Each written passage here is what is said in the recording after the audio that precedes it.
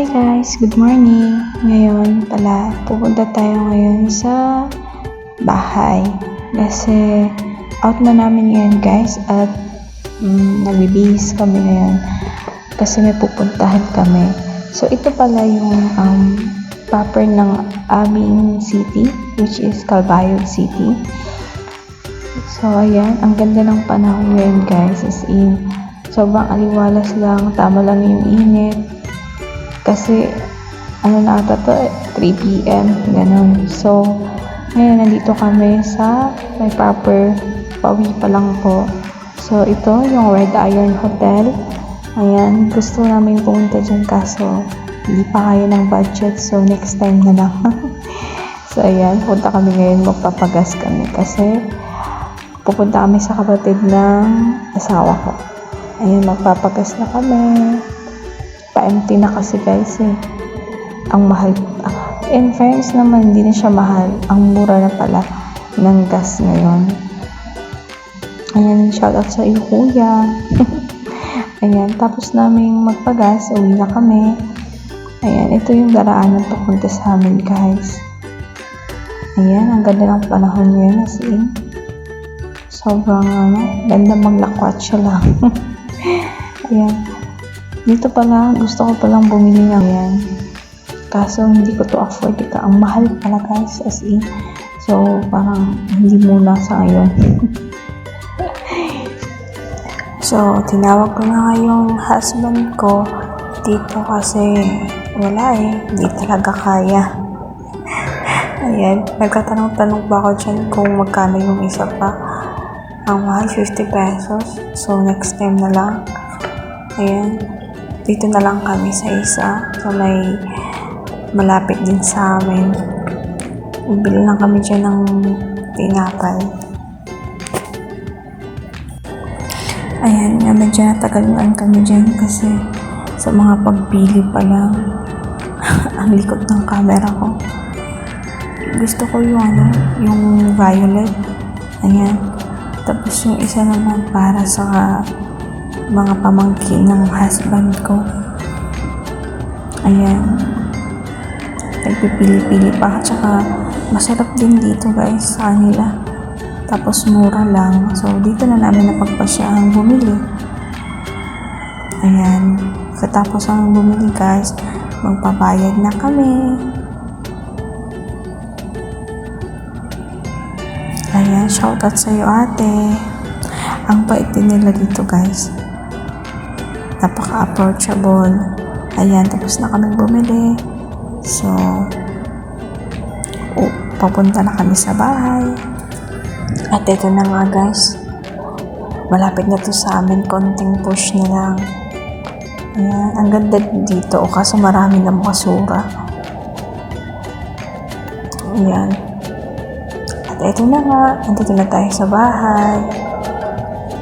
Pasalubong ko kay mama. Ang hirap din ng daan dito sa amin, Diyos ko. At eto na nga, ang aming aso. Napakaligalig naman yan. Yan pala guys si Nona. Actually, meron din yung vlogs sa YouTube account ko. Andun lang siya. Bata pa siya nun. So, ito na nga, si Mama. Ayan. Pasensya na kayo sa bahay namin. Medyo maliit lang. Ayan, si Mama. Nagustuhan niya. Ayan. At ang aming napakakulit na aso. Ito talaga pag kahit walang pasulubong yung mga aso, napaka pa din eh. Napaka happy. Tsaka yan pala guys, maraming gala. Mga pulgas yung aso namin. Hindi na nga, pagtapos namin pagtapos namin magbihes, ayan, papunta na kami sa Danau. Danau pala guys, naka-stay yung kapatid niya. So, dun kami pupunta ngayon. Ayan, yung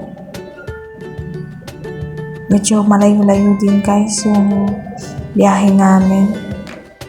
Sinadya lang namin talaga yung kapatid niya kasi medyo matagal-tagal na rin ang nagkita kami. Ayan. Ang ganda dito guys, tapos napaka-aliwalas. Tapos ang presko ng hangin. Ayan. di ba? Minsan lang din kami guys, maglakwat siya. Busy kasi sa trabaho eh. Ayan, ang ganda ng sunset guys. Ayan o. Ayan, napaka-happy ko dyan kasi nakalakwat siya din. Tagal-tagal din namin hindi nakalakwat siya. Ito, malapit na to sa kanila guys. Konting tiis na lang. Ayan, nag-uusap-usap pa nga kami dyan kung kumusta na kaya sila. Mga ganun lang. Kasi na-enjoy lang namin yung ride. Ito yung papunta na papasok na sa kanila to guys. Ang hirap ng daanan dito. Grabe, napakaraming sira ng daan, yung mga lubak. Ayan, ang ganda dito presko. Ang ganda din ng mga bahay. Gusto pala namin guys, susunod, makapagpatayo sana kami ng bahay. Wala pa rin kasi kami sariling bahay namin eh. Nag-iipon pa po kami. So ayan, malapit na to sa kanila. Ang bilis nga ng takbo namin ni Jerome. Ayan. Ang ganda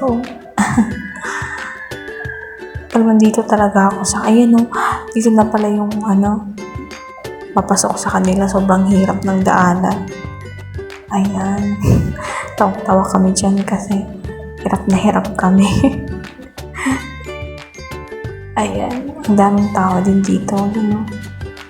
Sila titingin ng tingin. Sobrang hirap ng daanan dito, Diyos ko. Kung nakikita ko talaga to, parang akong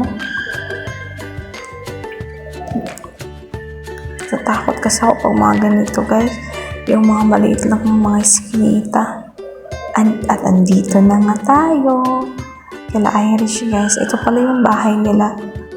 At ito yung sa kapatid niya guys. Yan, maliit lang din. Pero okay na. At least sa kanila na to guys. Ito yung bahay nila. Ayan, tawang-tawa pa nga sila eh. Kasi, tingnan mo naman, yung mga mukha. Bagong pa lang yan, bagong kupit yung mga bata. Tapos nilagyan ng pulbos, kaya nagkaganyan. Tingnan mo naman, napakakit talaga ng mga batang to. At ayan na nga, kinarga na nga kaso ayaw niya. Kasi hindi pa talaga siya, sa Jerome hindi siya masyadong close. O natatakot lang ganun. Ayan ayaw niya i-kiss. At yan ang mga bata, mahilig talaga sa tinapay. Napakakit ng kambal na to. At ito yung kanilang bunso. Ang kanilang pinakamaliit pero napakakit na bata. Ayan, gustong gusto ko talaga ito pag pumupunta ako dito. Itong batang to napaka-cute. Ayan yan, nilalaro-laro ko na. Ang cute-cute talaga nito. Nagtumawa pa talaga Pagtapos ko ang laro-laruin dyan, siguro nakauwi na kami mga 6 PM na ata. Hindi ko na na-film yung ibang pangyayari pa kasi palubat na yung phone ko.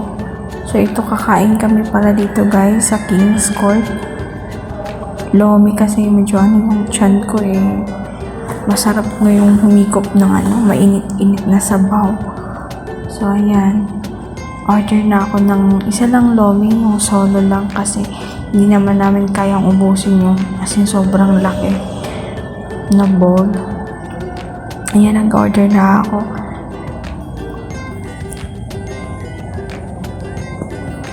Shoutout pala sa inyo mga bebe. At ito na nga ang order namin lomi.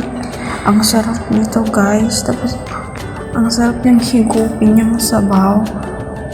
Ayan nga, ilalagyan niya ng ako ng Ayan, nilagyan niya na ako ng lomi. Kasi hawak-hawak ko tong phone na to para makapag-film. Ayan, ang sarap nito guys, as in gusto ko ulit bumalik dito. Yan, nilagyan ko siya ng paminta. Tapos patis. Merong kalamansi dyan. Hindi ko na videohan kasi nga palubat na talaga yung phone ko. Thank you po sa panonood. God bless po. Bye-bye.